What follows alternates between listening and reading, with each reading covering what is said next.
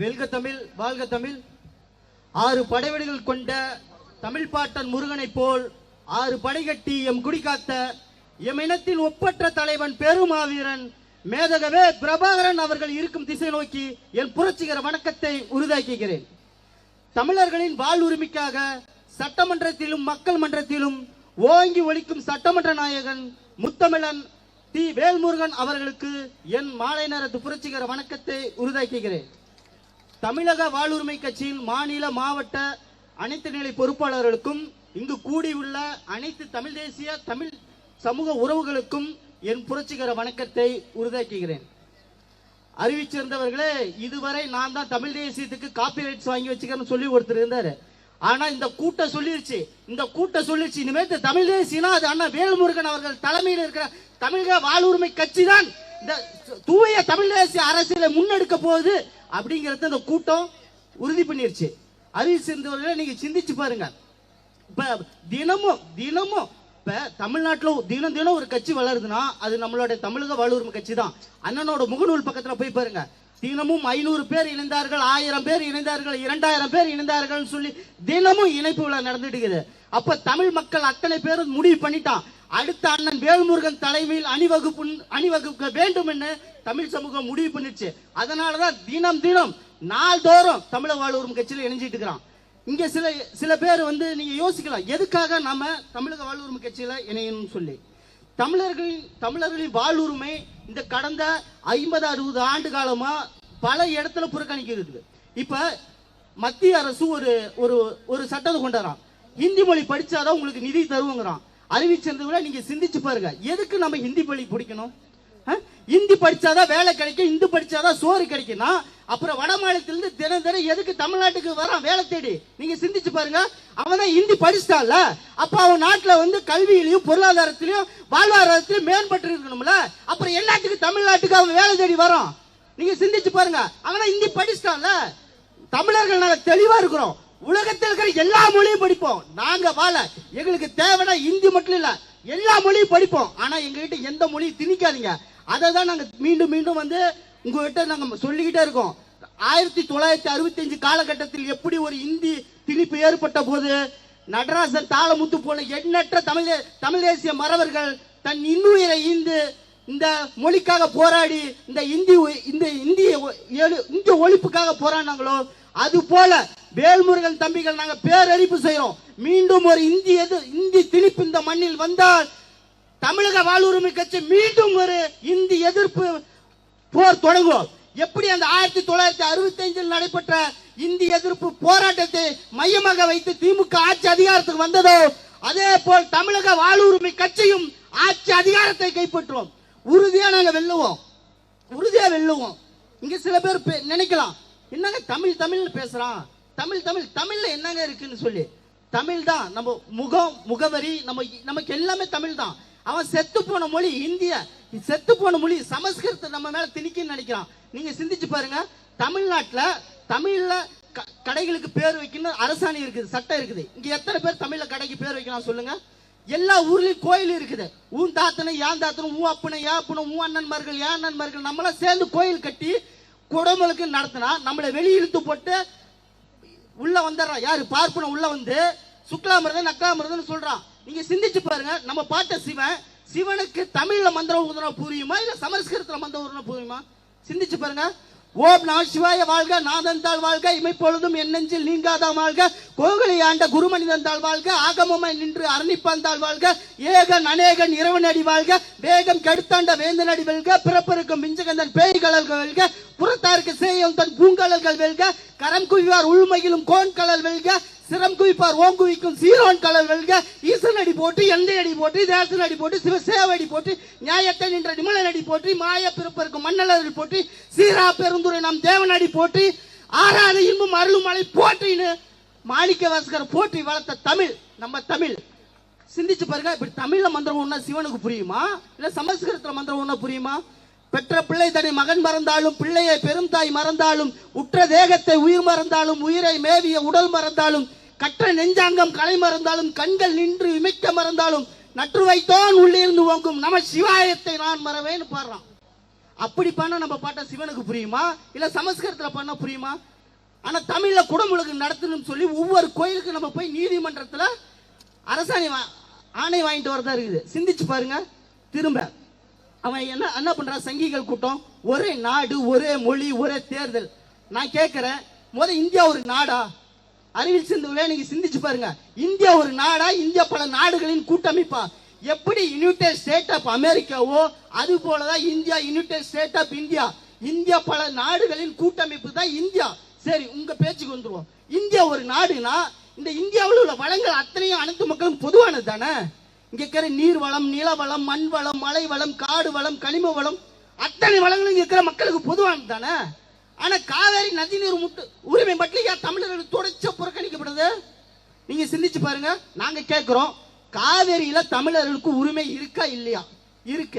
இருக்குன்னா அப்ப ஏன் எனக்கு பிரிச்சு தர மாட்டேங்கிற? இந்த காவிரி சிக்கல் இப்ப இல்ல, சோழர் காலம் தொட்டே இருக்குது. ஒரு வரலாறு சொல்றேன் கேளுங்க. சோழர் காலத்துல நம்ம இளங்கோவடிகள் பாடுறாரு, வாலி அவர்தான் வளநாடு மகவாய் வளர்க்கும் தாயாகி ஊழி உயிக்கும் பேருதவி ஒளியாய் வாலி காவேர்னு சொல்லி பல ஆயிரம் ஆண்டுகளுக்கு முன்னாடி இளங்கோவடிகள் பாடி வச்சுக்கிறாரு.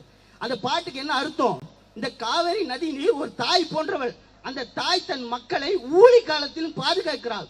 அந்த காவேரி தாய் மாற்று இனத்தால் மறிக்கப்படாமல் மறக்கப்படாமல் அழகாய் கம்பீரமாய் ஓடி வருகிறார். அதுக்கு காரணம் சோழர்களின் பலமும் ஆட்சி அதிகார திறனும் தான் காரணம் சொல்லி இளங்கோவடிகள் 2000 வருஷத்துக்கு முன்னாடி பாடி வச்சிருக்கிறாரு.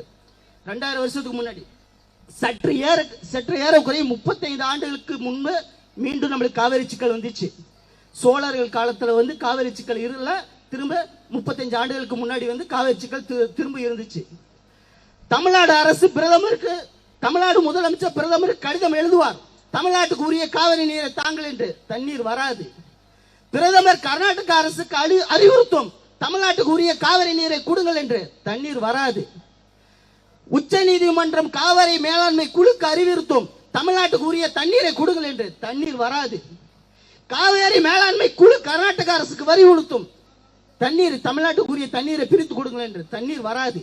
முதலமைச்சர் நினைத்தால் வராது, பிரதமர் நினைத்தால் வராது, உச்ச நீதிமன்றம் நினைத்தால் வராது, காவேரி மேலாண்மை குழு நினைத்தால் வராத காவேரியை வெறும் 10 ரூபாய் மதிப்புல சீடி அனுப்பலாம்.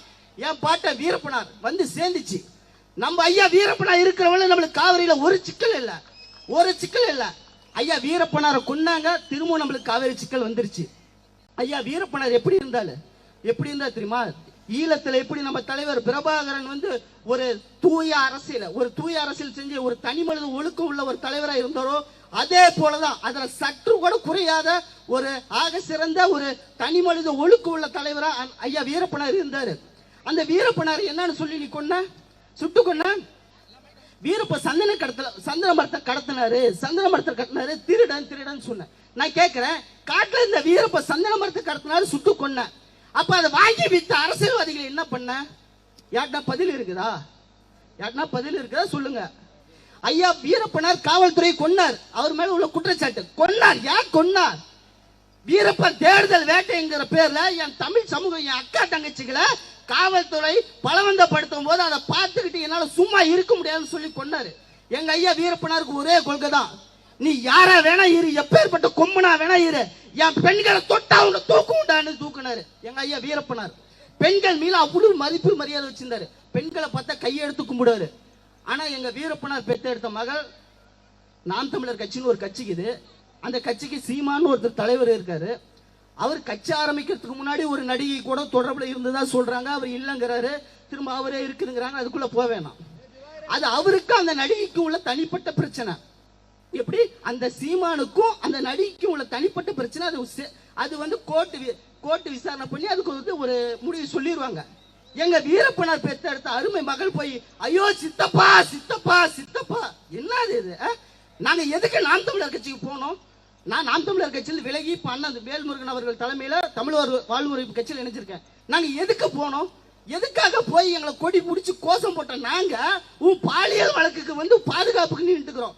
எங்க ஐயா வீரப்பனார் மகளை இங்க இருந்து சேலத்துல இருந்து பிளைட் வச்சு கூட்டி போய் அங்க ஒரு பெர்ஃபார்மன்ஸ் பண்ண விட்டுக்கிறாங்க. சிந்திச்சு பாருங்க. அறிவிச்சிருந்தவளே தமிழ்நாட்டுல நாள்தோறும் பல சிக்கல் இருக்கு. சேலத்துல 4 திசையிலும் 8 கோணத்திலும் சிக்கல் இருக்கு. சேலத்துல இரும்பாலையே தனியார் மயமாக்கிட்டான். இரும்பாலையே தனியார் மயமாக்குனா நம்மளுக்கு என்ன சிக்கல் நீ கேட்கலாம். நம்மளுக்கு இங்க என்ன பிரச்சனை? அஜித் படம் அதிக கமிஷன் எடுத்துச்சா, விஜய் படம் அதிக கமிஷன் எடுத்தானே. நீ அஜித்தா விஜயான்னு சண்டை போட்டுக்கிற. ஆனா இங்க இருக்கிற இரும்பாலையில வட மாநிலத்துக்காரன் வந்து வேலைக்கு புந்துட்டுக்கிறான். உனக்கு யாருன்னா தெரியுமா? இரும்பாலையில் இருக்கிறவன் அத்தனை பேரும் வட மாநிலத்தை சேர்ந்தவன் வேலைக்கு சென்றுட்டு இருக்கிறான். இன்னொன்று, இரும்பாலைக்கு வேலைக்கு நீ சேரணும்னா வட மாநிலத்துல போய் தேர்வு எழுதணும். வட மாநிலத்துல ஹிந்தி இங்கிலீஷ்ல தான் தேர்வு எழுதணும். இங்க தமிழ்நாட்டில் இருக்கிற நம்ம அஜிதா விஜயான் சண்டை போட்டுக்கிறான் வந்து உள்ள வந்து இரும்பாலையில பூண்டான். தமிழ்நாட்டுல எல்லா இடத்துலயும் வட மாநில தொழிலாளர் உள்ள வந்துட்டான். நாம எல்லாம் நினைச்சிருக்கோம் வட மாநில தொழிலாளர்கள் தான் பானிபூரி விற்கிறான்னு. என் அன்பான மக்களே, வட மாநில தொழிலாளர்கள் எல்லா இடத்துக்கும் வந்துட்டான். எல்லா இடத்துலயுமே வட மாநில தொழிலாளர் தான் இருக்கான். அவன் வந்தா நம்மளுக்கு என்ன சிக்கல் நீங்க கேட்கலாம். அறிவிச்சந்தில சிந்திச்சு பாருங்க. வந்த அத்தனை பேரும் ஓட்டர் ஐடி ரேஷன் கார்டு போட்டான். நீ கேட்கலாம், தம்பி ஓட்டர் ஐடி ரேஷன் கார்டு போட்டா என்ன சிக்கல்னு சொல்லி. ஓட்டர் ஐடி போட்டானா அடுத்து வர 2026 தேர்தல்ல யாரு ஆட்சி அதிகாரத்துக்கு வரணும் முடிவு பண்ற இடத்துல வட மாநிலம் வந்துட்டான். 1 கோடி பேரு வாக்காளர் அடையாள அட்டை வாங்கி வச்சிருக்கான். அப்ப தமிழ்நாட்டுல யாரு ஆட்சி அதிகாரத்துக்கு வரும்னு சொல்லி முடிவு பண்ற இடத்துல வட மாநிலத்துக்கார உள்ள வந்துட்டான். நம்ம எச்சரிக்கையா இருக்கணும். அதனால தான் எங்க அண்ணன் வேல்முருகன் சொன்னாரு, தமிழர் வேலை தமிழருக்கே என்று ஒரு கோஷத்தை முன்னெடுத்து, ஒரு போராட்டத்தை முன்னெடுத்து அதை தீவிரமா பண்ணிட்டு இருக்கோம். சேலம் வந்து ஒரு அழகான பகுதி, மலைகள் நிறைந்த பகுதி. நீங்க சேலத்துல அப்படியே கடக்கும் போது நீ பார்க்கலாம், சேலத்துல இருபுறங்களும் அப்படியே மலை இருக்கும். நீங்க யோசிக்கலாம், ஆகா மலைன்னு சொல்லி. அந்த மலைக்கு பின்னாடி போய் பாத்தீங்கன்னா அத்தனை மலையும் எம்சாண்டு பீசாண்டு அடிச்சு நொறுக்கி வித்துட்டான். அறிவிச்சதுல நீங்க சிந்திச்சு பாருங்க. மலையை உடைச்சா நம்மளுக்கு என்ன தம்பி பிரச்சனை நீங்க கேட்கலாம். நீங்க என்ன பிரச்சனை தெரியுமா? அடுத்த தலைமுறை பிள்ளைகளுக்கு நீங்க காட்டுறதுக்கு மழை இருக்காது, புத்தகத்துல காப்பிக்கணும். இங்க இருக்கிற சேலத்துல இருக்கிற மலையை உடைச்சிட்டு அவன் என்ன பண்ணி வச்சுக்கிறான்? புதிய பேருந்து நிலையத்துல போய் பாருங்க, மலை மாதிரி செட்டு போட்டு வச்சுக்கிறான். அடுத்து பள்ளப்புட்டி ஏரியில பாருங்க, மலை மாதிரி செட்டு போட்டு வச்சுக்கிறான். இங்க இருக்கிற மலைகள்லாம் உடைச்சிட்டு அவன் செட்டு போட்டு வச்சுக்கிறான். சாலை விரிவாக்குங்கிற பேர்ல மரங்கள்லாம் வெட்டுறான். சரி, மரங்களை வெட்டிதான் சாலை போனா சரி வெட்டுங்க, மாற்று அங்க மரங்கள் நெடுறீங்களா தம்பி? மரம் நெடல நம்மளுக்கு என்ன தம்பி பிரச்சனை? மரத்தினால நம்மளுக்கு என்ன வரப்போகுது அப்படின்னு நீங்க கேட்கலாம். ஐயா, நம்ம குடிக்கிற நீர் ஆதாரம், நம்ம குடிக்கிறதுக்கு மழை தண்ணி வேணும்னா மரம் வேணும். மரம் இருந்தா தான் மழை வரும். ஐயா வைரமுத்து அழகா ஒரு கவிதை எழுதியிருக்காரு. உண்ண கனி ஒதுங்க நிழல் உடலுக்கு மருந்து உணர்வுக்கு விருந்து ஆட தூளி அடக்கி கதவு தடவ தைலம் தாளிக்க எண்ணெய் எழுத காகிதம் எரிக்க விறகு மறந்தான் எல்லாம் மறந்தான் மனிதன் மறந்தான் அப்படின்னு சொல்லிட்டு இறுதியா ஒரு வார்த்தை சொல்றாரு, மனிதா நீ மனிதனாக வேண்டுமா மரத்திடம் வாங்குறாரு. எப்படி அந்த மரத்தை பத்தி அவ்வளவு அழகா கவிதை எழுதி வச்சுக்கிறாரு. அதனால அண்ணன் வேல்முருகன் இப்ப கொஞ்ச நேரத்துக்கு முன்னாடி இணைப்பியலாளர் கூட சொல்லியிருந்தாரு, தமிழக வாழ்வுரிமை கட்சி என்பது இங்க இருக்கிற அத்தனை உயிர்களுக்குமான கட்சி. புழு பூண்டு காக்கை சிட்டுக்குருவி அத்தனை உயிர்களுக்குமான அரசியல் தான் தமிழக வாழ்வுரிமை. அத்தனை உயிர்களுக்கு தேவையான வாழ் உரிமைக்காகத்தான் இந்த கட்சி போராடுது. அறிவு சிறந்தவர்களே, தமிழ்நாட்டில் இன்னும் பல இடத்துல உறுப்பினர் சேர்க்கை நடத்தி நம்ம 2026 தேர்தலில் தமிழக வாழ்வுரிமை கட்சி இல்லாத யாரும் ஆட்சி அதிகாரத்துக்கு வர முடியாது என்கின்ற நிலையை நாம் உருவாக்க வேண்டும். மறந்து கொண்டே இருப்பது மக்களின் இயல்பு, அதை நினைவுபடுத்திக் கொண்டே இருப்பது எனது கடமை. நன்றி, வணக்கம். வாழ்வுரிமை காப்போம்.